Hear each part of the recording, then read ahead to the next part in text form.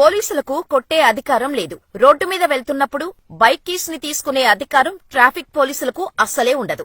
నోటీసులు ఇవ్వకుండా police station కు రండి అని చెప్పే అధికారం పోలీసులకు లేదు. ఇలా ఎన్నో చట్టాలు ఉన్నా చాలా మంది ప్రజలకు తెలియదు. మరి మీరు తెలుసుకోవాల్సిన ఇంపార్టెంట్ చట్టాలేంటో ఇప్పుడు చూద్దాం. కంప్లైంట్ చేయటానికి ఏదైనా పోలీస్ స్టేషన్ కు వెళ్తే ఇది మా పరిధిలోకి రాదు అని చెప్పే అధికారం పోలీసులకు లేదు. ఏ పోలీస్ స్టేషన్ అయినా ఆపద అంటూ వస్తే కేసు ఫైల్ చేసి ఎఫ్ఐఆర్ నమోదు చేసుకోవాలి.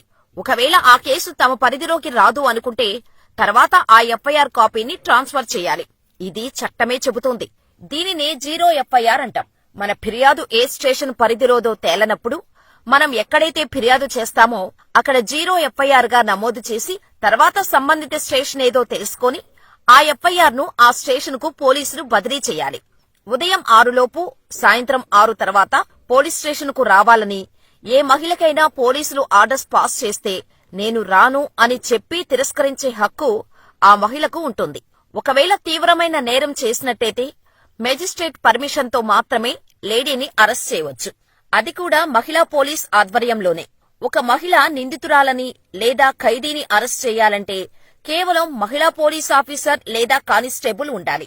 మగ పోలీసులకు లేడీస్ ని అరెస్ట్ చేసే అధికారం లేదు. పోలీస్ స్టేషన్లో ఏ పోలీస్ ఆఫీసర్ అయినా ఎఫ్ఐఆర్ నమోదు చేయడానికి నిరాకరిస్తే ఆ అధికారిపై కంప్లైంట్ చేసే హక్కు ఉంటుంది.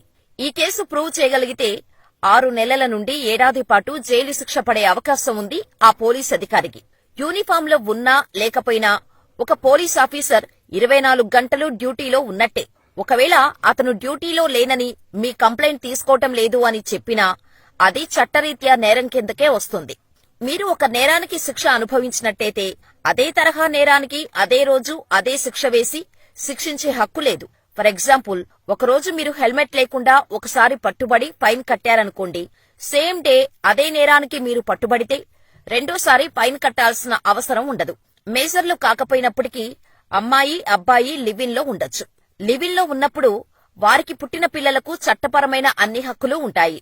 కానీ మన చట్టం ప్రకారం మైనర్లు పెళ్లి చేసుకునే అధికారం లేదు. అదే ఇండియా చట్టాల్లోని మ్యాజిక్.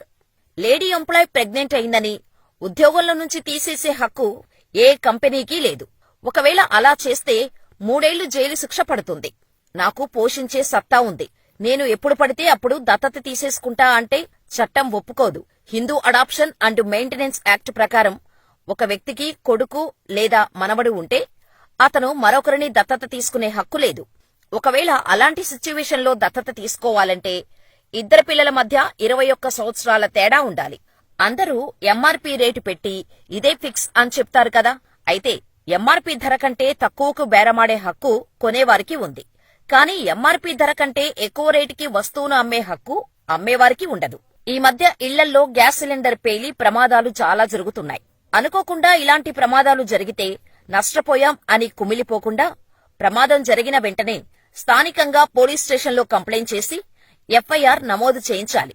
ఆ ఎఫ్ఐఆర్ ని తీసుకుని గ్యాస్ ఏజెన్సీ నుంచి నష్టపరిహారంగా 50 లక్షల వరకు క్లెయిమ్ చేసుకునే వెసులుబాటు ఉంటుంది. కాస్తలో కాస్త ఆర్థికంగా కోలుకోవటానికి ఈ మనీ ఉపయోగపడుతుంది. లాస్ట్ అండ్ ఫైనల్, ఈ లా పాయింట్ గురించి మనలో చాలా మందికి అస్సలు తెలియదు. ఏ 5 స్టార్ హోటల్ కైనా కామన్ మ్యాన్ వెళ్లి మంచినీళ్లు తాగటానికి వాష్రూమ్స్ వినియోగించుకునే హక్కు ఉంటుంది. వద్దని చెప్పటానికి ఆ హోటల్ వాళ్లకు ఎటువంటి హక్కు ఉండదు. మరి ఈ ఇంట్రెస్టింగ్ లా పాయింట్స్ గురించి మీకు ముందే తెలిసి ఉంటే మాకు కామెంట్ చేసేయండి.